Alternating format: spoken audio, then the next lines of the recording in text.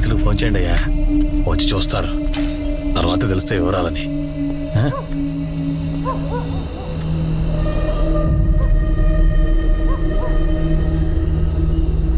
ఎవరు సార్ ఇతను?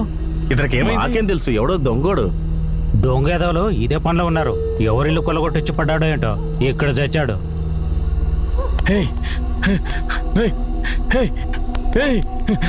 సార్ ఎవరైనా హెల్ప్ చేయండి సార్.